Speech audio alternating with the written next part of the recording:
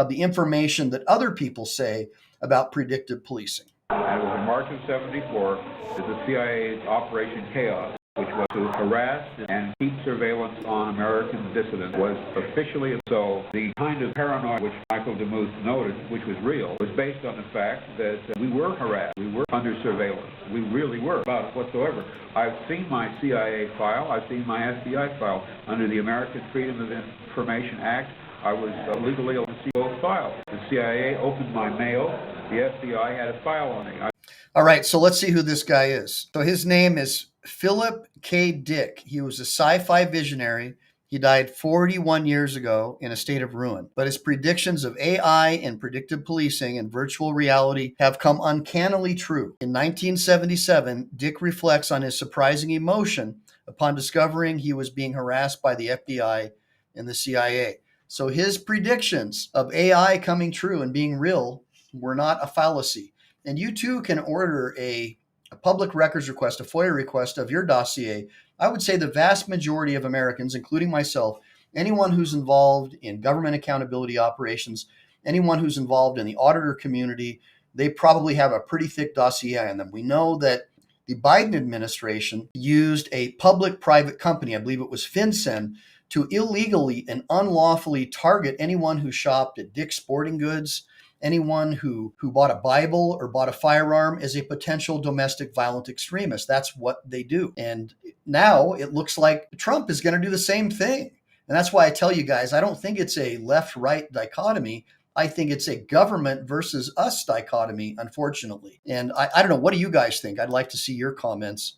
Let me take a look. And again, I apologize if I'm not watching the comments as closely as I should be. It's just that I've got my monitor over here and my camera over here, and I want to play to my audience. So let me just take a look and see what you all have to say about this so far. All right. So F says, Mo Gaudet, ex-Google engineer, speaks of the dangers of AI. Absolutely. It is terrifying, brother.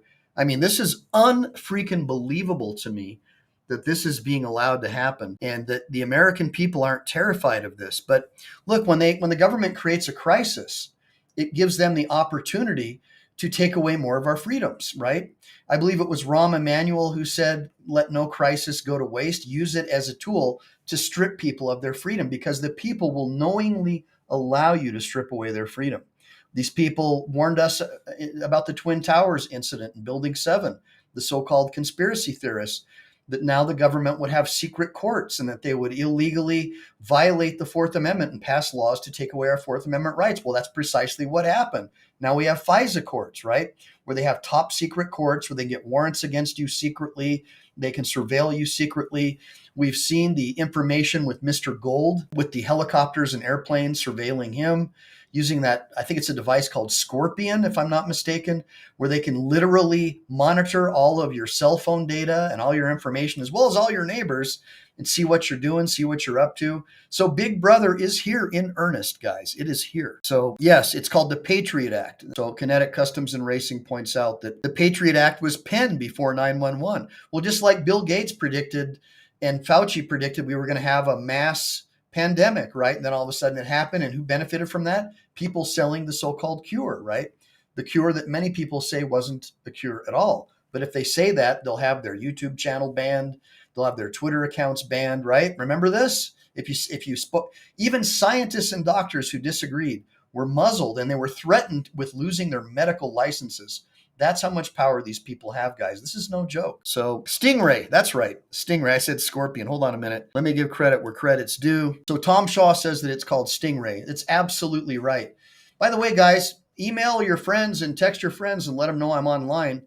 We only have like 19 people in here. There should be 3,000 or 4,000. So you know that you have a really good topic and a really good show when the YouTube algorithm is doing everything it can to bury it. Because this is stuff that I believe that the deep state doesn't want people to know. So you have to do everything you can in your power to get this information out to people. This is probably one of the best shows that I'm ever going to do, assuming I survive and keep my channel after reporting this, right? Because this is stuff they do not want you to talk about or know about. So I suggest that you not only like and subscribe and save this, but record it for later viewing. This is going to be something that is going to be prophetic. I am like a voice in the desert trying to warn my fellow Americans about what's coming for you. In particular, blacks and black males, because of the fact that they're arrested for at least 50% or more of all the violent crime in this country. These predictive policing tools, I mean, already they make up the vast majority of the prison population. Imagine how much more now with predictive policing are going to be thrown in jail. It's going to be insane, guys. It's going to be insane. All right. So Palantir, hold on one second. Palantir has been secretly using New Orleans as a test bed to test its predictive policing. So that's an article that was on The Verge. Take a look at it. It was by Ali Winston. Really, really interesting. I mean, this stuff is just blowing my mind, guys. So this was on February 27th of 2018. So this is not like anything new, guys. I mean, if Trump wasn't in power, it would be Sleepy Joe or Camel Toe that would be pushing for this stuff. Why? Look who's got all the stocks. Look who's got all the stock options in these companies. Politicians, guys.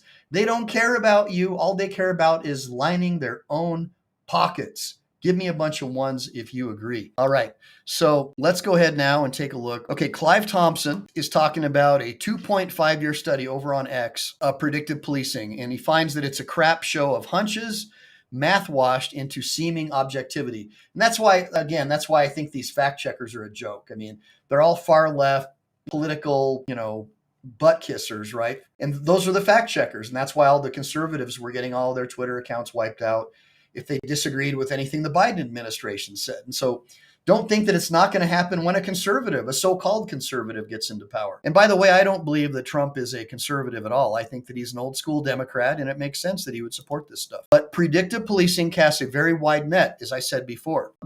Whereas before, the police would only assemble a file on you if you were suspected of a crime, okay? The palantirization of policing means that the police increasingly utilize data on individuals who have not had any police contact. Tools like the automatic license plate reader log the movements of everyone in a city. And then if a predictive policing algorithm fingers you as being somehow connected with a suspect, right? All your movements going far back in time are summoned up and delivered to the police. The same goes for automated bulk collection records, like cell phone surveillance through IMSI catchers and records requests to phone companies, guys. In his words, in Brain's words, it's no longer the case that individuals engage in incriminating acts. Now individuals lead incriminating lives.